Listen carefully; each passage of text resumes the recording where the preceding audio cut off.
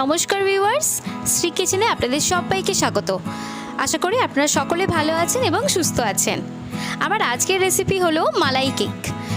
এটা একটা dessert recipe. এই মালাই কেক যে একবার খাবে সে বারবার খেতে চাইবে। এটা মাত্র 5 মিনিটে ঘরোয়া উপকরণ দিয়ে তৈরি করে ফেলা যায়। বাড়িতে কোনো অতিথি এলে সেই অতিথিকে চটজলদি এটা তৈরি করে দিতে পারবেন। ঘরে থাকা দুটো উপকরণে এই ডেজার্ট রেসিপি চটজলদি তৈরি করে ফেলা যায়। তাহলে চলুন দেরি না করে আমরা এই ডেজার্ট রেসিপিটা দেখে ফেলি। এই মালাই কেক তৈরির জন্য আমি নিয়েছি ফোটানো দুধ।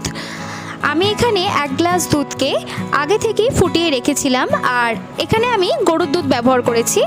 এখন এই দুধটাকে আরও একটু জাল দিয়ে দিচ্ছি। এইভাবে গ্যাসের ওভেনে বসিয়ে স্লো ফ্লেমে আমি জাল দিয়ে দিচ্ছি। এটা 1 মিনিট ধরে এইভাবেই নাড়াচাড়া করব।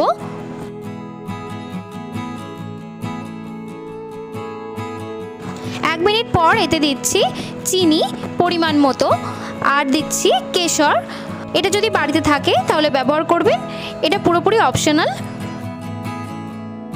এবার এটা ভালো করে দুধের সাথে মিশিয়ে দিতে হবে।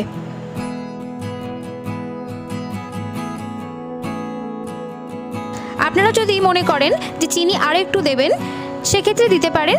যে যেমন মিষ্টি খেতে পছন্দ করেন সেরকমই ব্যবহার করতে পারেন।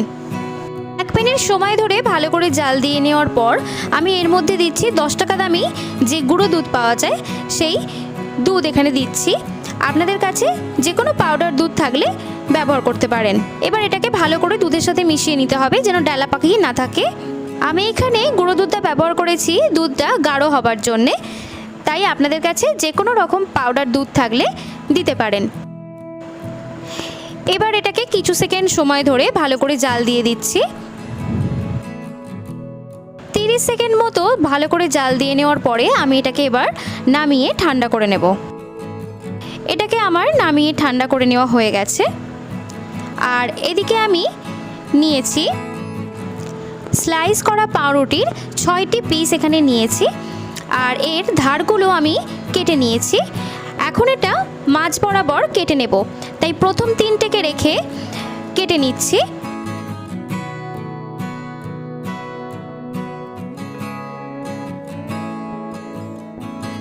দেখুন কাটা হয়ে গেছে। এবার এটাকে রেখে আরও 3টেকে নিয়ে এইভাবেই মাঝ বরাবর কেটে নিচ্ছি। এইভাবে সবকটা পাউরুটি আমার কেটে নেওয়া হয়ে গেছে।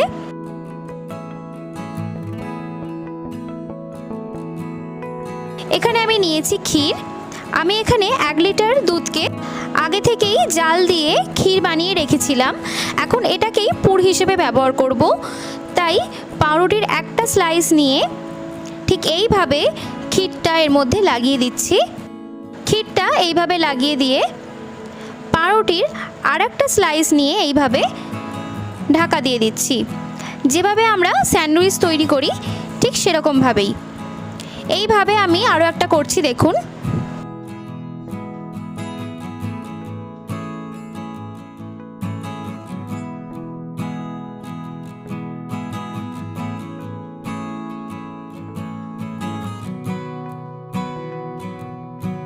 এটা আমার হয়ে গেছে। এইভাবেই আমি বাকিগুলো তৈরি করে নিয়েছি।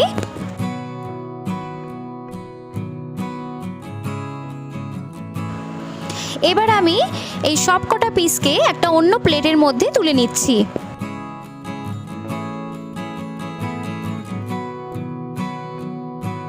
তুলে নেওয়া আমার হয়ে গেছে। এবার এর মধ্যে দিয়ে দেব ফুটিয়ে রাখা দুধটা। ঠিক এইভাবে দিয়ে দিতে হবে।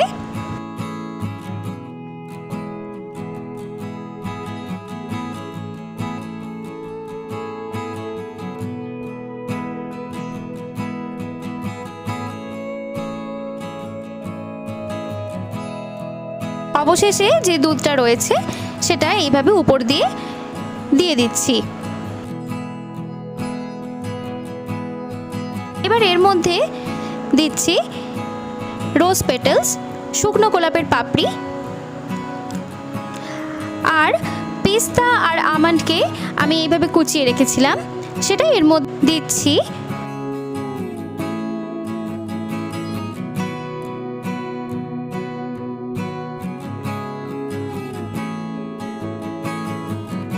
এই বাদামগুলো উপর থেকে দেওয়ার পর দেখুন কত সুন্দর দেখতে লাগছে।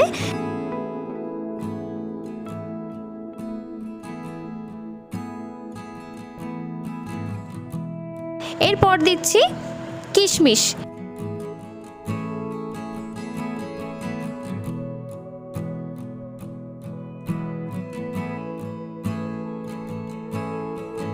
বাদাম আর কিশমিশ দিয়ে দেওয়ার পর দেখুন মালাই কেকটা কত সুন্দর দেখতে লাগছে। শুধু সুন্দর দেখতে নয়, এর স্বাদও হয়েছিল দুর্দান্ত। এই ডেজার্ট রেসিপি যে একবার খাবে সে বারবার খেতে চাইবে। তাই আমি চাইবো যে আপনারা এটা বাড়িতে তৈরি করুন আর আমাকে কমেন্টে জানান যে আপনাদের কেমন লাগলো। ভিডিওটি যদি ভালো লাগে তাহলে লাইক, কমেন্ট, শেয়ার করুন। আর আমার চ্যানেলে নতুন বন্ধু হলে চ্যানেলটি সাবস্ক্রাইব করার জন্য অনুরোধ রইল। ভিডিওটি দেখার জন্য আপনাদেরকে অনেক অনেক ধন্যবাদ।